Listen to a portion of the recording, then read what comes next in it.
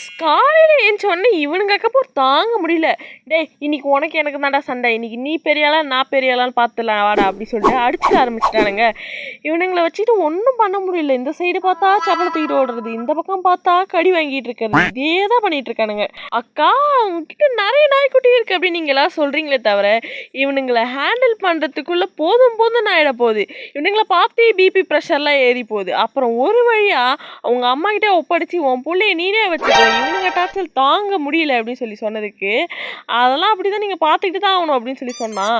அப்புறம் சரி நான் தான் நம்ம உன் செல்ல புள்ள அப்படின்ற மாதிரி நம்ம சாண்டி வரும், இல்லை நான் தான் அப்படின்னு சொல்லி இவன் நின்றுட்டு இருந்தான். நம்ம சாக்கி நீங்க யாரும் சண்டை போட்டக்கூடாது, எல்லாரும் என் செல்ல புள்ள தான் சொல்லி முடியல. அதுக்குள்ள வந்து அங்க பாருங்க இப்படி ஊண்டு பிறந்துட்டு இருக்கிறது. அதே மாதிரி நம்ம வீடியோஸ்ல இப்ப நம்ம சப்ஸ்கிரைபர்ஸ் நிறைய பேருக்கு காட்ட முடியுது, அதனால மன கஷ்டம் வருதோ இல்லையோ உள்ளுக்குள்ள கதறி கதறி அழுதுட்டு இருக்கேன். ஸோ நீங்க பாக்குறவங்க எல்லாரும் மறக்காம உங்க சப்போர்ட்டை லைக் மூலியமா சொல்லிட்டு போங்க. சரி சாக்கி எல்லாருமே உன்னோட செல்ல போலனா ஒரு நிமிஷம் ஏறு அப்படின்னு சொல்லிட்டு அப்பதான் எனக்கு ஒரு ஐடியா தோணுச்சு.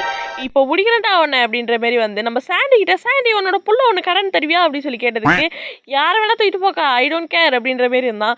சரி யாரை தூக்குறது அப்படின்னு பார்த்தா இவன் ஒருத்த உருண்டு படுத்துட்டு இருந்தான். அவன் வேணாப்பா நீ வா அப்படின்ற மாதிரி இவனை தூக்கி செலக்ட் பண்ணிட்டு எனக்கு ஒன்றத்தில் கொண்டு வந்து கொடுத்துட்றேன் சண்டி ஓகேவா அப்படின்னு கேட்டதுக்கு எங்கேயாவது தூக்கிட்டு போக்கா அப்படின்ற மாதிரி பார்த்துட்டு இருந்தான்.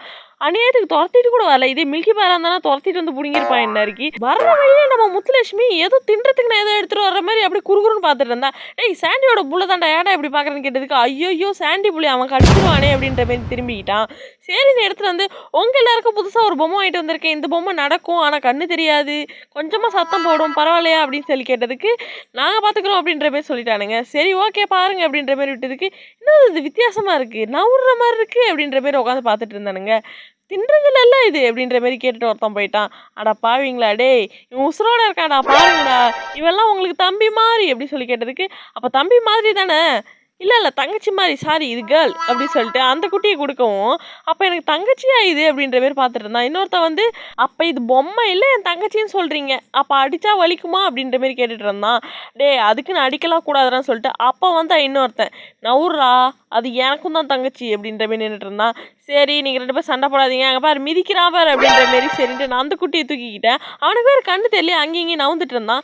சரிடா நீ தங்கச்சியை காப்பாற்றிட்ட அப்படின்ற மாரி இவன்கிட்ட சொல்லிட்டு அப்புறம் நான் நல்ல பிள்ளையா அப்போ அப்படின்ற மாதிரி நின்றுட்டு இருந்தான். நல்ல பிள்ளை தான் நீனு அப்படின்னு சொல்லிட்டு அவனை இட்டுட்டு போய் விட்டா. அங்கே பாருங்களேன் ஊன்னு கத்திட்டு அந்த இந்த பக்கம் நடந்துட்டு இருந்தானா. அது எல்லாருக்கும் ஷாக்காக போயிடுச்சு. ரைட்டா தங்கச்சி அழுவுது அப்படின்ற மாதிரி பார்த்துட்டு இருந்தான். என்னடா நடக்குது இங்கே அப்படின்ற மாதிரி பாருங்களேன் பயந்து போய் பார்த்துட்டு இருக்கானுங்க. ஏன்னா இது வரைக்கும் இந்த மாதிரி குட்டி நாய்க்குட்டியே பார்த்ததே கிடையாது. ஃபர்ஸ்ட் டைம் இப்படி பார்க்குறாங்களா ஷாக்காகி மிரண்டு போய் பார்த்துட்டு இருக்கானுங்க. முக்கியமாக வந்து சத்தம் போகிறத பார்த்து இவனுங்களாம் தெரிச்சு ஓடிட்டு இருக்கானுங்க. இவனுங்களே எப்படின்னா நம்ம ஷேடோவை சொல்லவே தேவையில்ல, ஷேடோ குட்டினா அப்படின்னு சொல்கிறதுக்குள்ளே ஏஞ்சி நடக்க ஆரம்பித்தான். ஷேடோ கூப்பிட ஓடியே போயிட்டான். ஷேடோ ஒரு சொட்டு கூட மாறல, அப்படியே அதே மாதிரியே இருக்கான். சரி தங்கச்சி பத்திரமா பார்த்துக்கங்க சொன்னதுக்கு இவனுக்கு கோவம் வந்துடுச்சு. என்னடா அதெல்லாம் முடியாது நீங்கள் தான் பார்த்துக்கணும் அப்படின்னு சொல்லி நான் விட்டுட்டு போயிட்டேன். அச்சோ இது வேற நவுந்து வருதுடா அப்படின்ற மாரி போய் ஏறி நின்றுட்டு இருந்தாங்க. டேய் தங்கச்சிடா அப்படின்னு சொல்லி சொன்னதுக்கு ஆமாம் தங்கச்சி அப்படின்ற மாதிரி நின்றுட்டு இருந்தாங்களா. தயவு செஞ்சு தூக்கிட்டு போயிருக்கா, ஆல்ரெடி நாங்கள் 6 பேர் இருக்குது பார்த்தாம இன்னொரு தங்கச்சினா நாங்கள் அதுக்கு அந்த பூமி அப்படின்ற மாதிரி நின்றுட்டு இருந்தாங்க. அப்புறம் பார்த்தா நம்ம சாக்லேட்டே வந்துட்டான். சாக்லேட் இது யாரும் தெரியுதா அப்படின்னு கேட்டதுக்கு இது ஏதோ பழக்கப்பட்ட வாசனை மாதிரி தான் இருக்குது. அச்சோ இது சாண்டி புள்ளையா அப்படின்ற பேர் பார்த்துட்டு இருந்தான். ஆமாம் சாண்டி புள்ளைன்னா உனக்கும் புள்ள தானே, நீ தானே சொன்ன எல்லாருமே உன் செல்லக்குட்டி தான் அப்படின்னு சொல்லி சொன்னதுக்கு ஆமா இல்ல எல்லாருமே என்னோட செல்லக்குட்டி தான் அப்படின்ற மாதிரி பாருங்களேன் எவ்வளோ ஜாலியாக வச்சிருக்கான்னு. இதை பார்த்தோன்னே எனக்கு யாரா நீ அப்படின்ற மாதிரி தான் இருந்துச்சு. எவ்வளோ க்யூட்டாக பார்த்துக்கிறான் பாருங்களேன். எந்த ஒரு அம்மா நாயும் மற்ற நாயோட குட்டி ஏதாச்சும் வந்துச்சுன்னா அது கிட்டே விடாது. பட் ஆனால் நம்ம சாக்கி பாருங்களேன், இது நம்ம சாண்டி குட்டி தான் தெரிஞ்சும் அந்த குட்டி பால் குடிச்சிட்டு இருக்கு, இவன் மாட்டு ஜாலியாக படுத்திருக்கான்.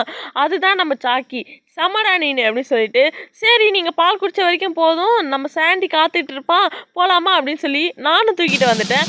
அப்புறம் என்ன ஒரு வழியாக பிளான் சக்ஸஸ். நம்ம சாக்கிக்கு எல்லாருமே செல்லக்குட்டி தான். அப்புறம் பார்த்தா எங்கள் அம்மா வா சீக்கிரம் வயலுக்கு போகணுன்னு கூட்டிட்டு இருந்தாங்க. ரைட்டா இந்த டே இன்னும் எப்படி போக போகுது தெரியலையே அப்படின்னு சொல்லிட்டு சாண்டிக்கிட்டே விட்டுட்டு வயலுக்கு போகணும் பாய் சாண்டி அப்படின்னு சொல்லிட்டு நானும் கிளம்பிட்டேன். பார்த்தா வயலுக்கு எல்லாரும் என்னை விட்டுட்டு போயிட்டாங்க. கொஞ்சம் லேட்டாக தான் நானும் போய் ஜாயின் பண்ணிக்கிட்டேன். முந்திரிக்காயெல்லாம் பொறுக்க சொல்லிட்டாங்க. சரி முந்திரி பழம் தானே பறிச்சிடலாம் அப்படின்னு சொல்லிட்டு நானும் ஜாலியாக பறிச்சிட்டு இருந்தேன். உங்களுக்கெல்லாம் சம்மர் எப்படியோ தெரியல, ஆனால் எனக்கு நான் பிறந்ததுலேருந்து சம்மர் இப்படி தான். எப்பயுமே சம்மரில் முந்திரி பழம்லாம் காய்க்கும், அதை நான் பொறுக்கிறதும் இதே வேலையாக தான் இருக்கும். அதே மாதிரி இந்த சீசன் முடியறதுக்குள்ளே லீவும் முடிஞ்சிடும். நீங்கள் சம்மரில் என்ன பண்ணுவீங்க அப்படின்றத மறக்காமல் கமெண்ட் செக்ஷனில் சொல்லுங்கள், நான் பார்க்குறேன். சைடில் பார்த்தா நம்ம மில்கி பார், ஷேடோ, அப்புறம் நம்ம குண்டு பையன் எல்லாருமே வந்துட்டாங்க. ரைட்ரா, இவனுங்க எல்லாருக்கும் ட்ரைனிங் கொடுத்து இவனுங்களை வச்சே முந்திரிக்கொட்டை பொறுக்கலாம் அப்படின்னு சொல்லி பார்த்தா அதெல்லாம் முடியாது அப்படின்ற மாதிரி போய்கிட்டு இருக்கானுங்க. அடா பாவீங்களா அப்படி சொல்லிட்டு நானும் வந்து பொறுக்க ஆரம்பிச்சிட்டேன். எல்லா பழமும் நல்லா பழுத்ததுனால ஃபுல்லாக கீழே விழுந்து இருந்துச்சு. இந்த கொல்லையில் நாங்கள் எக்ஸ்ட்ராவாக தர்பூசணி வந்து போட்டிருக்கோமா, அதனால் அதுக்கு தண்ணி கட்டும் போது எக்ஸ்ட்ரா தண்ணி ஏதாவது பட்டுச்சுன்னா கூட கீழே விழுந்த முந்திரி கொட்டைகள்லாம் வந்து முளைஞ்சிரும். ஸோ அதனால் சீக்கிரமாகவே இதெல்லாத்தையும் வந்து எடுக்கிற மாதிரி இருக்கும். எடுத்துகிட்டு பார்த்தா என்னதான் நம்ம குண்டு போய் வாழ்ந்துருந்தாலும் தான் புள்ள தானே அப்படி சொல்லி ஆசையை சொரிஞ்சு கொடுத்துட்டு இருந்தான். அடா பாவீங்களா, என்ன பாசண்டா அவங்களுக்கு அப்படின்ற மாதிரி இருந்துச்சு. சரின்ட்டு சைடில் பார்த்தா வேலி மேலே ஃபுல்லாக நிறைய கோவக்காய் வந்து காய்ச்சி இருந்துச்சு. நீங்கள் கோவக்காயெல்லாம் பார்த்துருக்கீங்களா? பார்த்துருந்தீங்கன்னா மறக்காம அதை கமெண்ட்டில் சொல்லுங்கள் எங்கே பார்த்தீங்க அப்படின்றது. ஏன்னா நான் சந்தையில் ரீசெண்டாக பார்த்தா கோவக்காய் வித்துட்டு இருந்தாங்க. ஆனால் உத்து பார்த்தா தான் தெரிஞ்சுது அது இந்த கோவக்காவே கிடையாது. நம்ம சமைச்சு சாப்பிட்றதுக்காகவே தனியாக பிரத்யேகமாக விளைவிச்சது. அதெல்லாம் எங்கள் வேலியில் இதுமாரி காய்ச்சிருக்க கோவக்காய் வந்து அணில்கள் வந்து சாப்பிடும். அது மட்டும் இல்லாமல் குருவிகளும் நிறையா வந்து சாப்பிடும். நீங்கள் வந்து கடையில் விற்கிற அந்த கோவக்காய் சாப்பிட்ருக்கீங்களா? சாப்பிட்ருந்தீங்கன்னா மறக்காமல் அதை கமெண்ட் செக்ஷனில் சொல்லுங்கள். அப்புறம் எல்லா கோவக்காவையும் பறிச்சுக்கிட்டு வந்துட்டேன். யாருக்குன்னு உங்களுக்கு தெரிஞ்சால் அதையும் கமெண்ட்டில் சொல்லுங்கள். அப்புறம் இவ்வளோ முந்திரிக்காய் வந்து பொறுக்கிருந்தோம் இன்றைக்கி. அது ஃபுல்லாத்தையும் எங்கள் அம்மாவே நான் திருவிக்கிறேன், நீங்கள் போங்க அப்படின்னு சொல்லிட்டாங்க. சரி அம்மா உனக்கு இது வேணுமா அப்படின்னு சொல்லி கேட்டதுக்கு கோவக்காய் அப்படின்னு எடுத்து சாப்பிட ஆரம்பிச்சிட்டாங்க. அம்மா நீ நம்ம காட்டு பறவையாக மாறிட்ட அப்படின்ற மாதிரி இருந்துச்சு. பாருங்களேன் எவ்வளோ ஜாலியாக சாப்பிட்டுட்டு இருக்காங்க சொல்லிட்டு. நான் சாப்பிட்றத மட்டுமே பார்த்துட்டு இருக்கேன், நீ வேணா சாப்பிடு அப்படின்னு சொல்லி சொன்னாங்க. அதெல்லாம் முடியாதுப்பா, நான் இது ஒருத்தவங்களுக்கு ஸ்பெஷலாக எடுத்துகிட்டு போய்கிட்டு இருக்கேன், நான் சாப்பிட்டா தீந்துராது அப்படின்ட்டு நான் வந்துட்டு இருந்தா நம்ம ஷேடோ வாய்க்கால படுத்திருக்கான். பாருங்களேன் என்னடா ஈரத்தில் பண்ணுற அப்படி கேட்டிருக்கு. அது ஒன்றும் இல்லையே அப்படின்ற மாதிரி ஏஞ்சி போயிட்டான். உனக்கும் சூடு தாங்கலை, அந்த அளவுக்கு வெயில் அடிக்குது அப்படின்னு சொல்லி கேட்டதுக்கு எங்கள் அம்மா ஷேடோ கிட்ட ஷேடோ கோவக்கா வேணுமா அப்படின்ற மாதிரி கேட்டுட்டு இருந்தாங்க. என்னம்மா சொல்கிறான், அவன் எப்படிமா இதெல்லாம் சாப்பிடுவான் அப்படின்னு சொல்லி கேட்டதுக்கு அதெல்லாம் சாப்பிடுவான் அவனுக்கு தெரியுமா அப்படின்னு சொல்லி கேட்டாங்க. எங்கள் குடு பார்ப்போம் அப்படின்னு சொல்லி சொன்னாங்களா அவங்க என்கிட்ட. சரி நானும் கொடுத்தா நம்ம குண்டு போய் அலைக்கா அவன் மாட்டு கடிச்சு ஒரு பீஸை தூக்கிட்டு போயிட்டான். என்னடா நடக்குது இங்க அப்படின்ற மாதிரி இருந்துச்சு. டேய் நீ வாடா கோவக்கா சாப்பிடுவேன் அப்படின்னு சொல்லிட்டு நிஜமாலுமே சாப்பிட்றான் தானா அப்படின்னு சொல்லிட்டு நானும் போய் பார்த்துட்டு இருந்தேன். கீழே போடுறான், திரும்ப எடுத்துட்டு போறான், மறுபடியும் கீழே போடுறான், எடுத்துட்டு போறான். நீ சாப்பிட்றியன்னு நான் பார்த்துட்டு தான்டா போவேன் அப்படின்ற மாதிரி உட்காந்துருந்தேன். என்னடா இதுமாரி பழம் சாப்பிட ஆரம்பிச்சிட்டா அப்புறம் என்ன குண்டு பையன் இனிமேட்டு வெஜிடேரியனாக மாறிட்டான் அப்படின்ற மாதிரி நின்றுட்டு இருந்தேன் நான். இன்னது சாப்பாடு அப்படின்னு சொல்லிட்டு அப்புறம் சைட்லேருந்து வந்தான் நம்ம ஷேடோ வந்து இது சாப்பாடு இருந்தா அதில் என்னோட பங்கு கொஞ்சம் இருக்கணும் அப்படின்ற மாரி வந்து அவன் வந்து அதில் ஷேர் வாங்க ஆரம்பிச்சிட்டான். அப்புறம் என்ன சீனியாரிட்டி வின்ஸ், நம்ம ஷேடோ வந்து அதை எடுத்துக்கிட்டான். ஷேடோ எடுக்கிறான் பாரு குண்டு பையன் அப்படின்னு சொல்லி சொன்னதுக்கு பரவாயில்ல நம்ம ஷேடோ தானே அப்படின்ற மாரி அவனும் நின்றுட்டு இருந்தான். அடா பாவி அப்படின்ற மாரி ஆயிடுச்சு.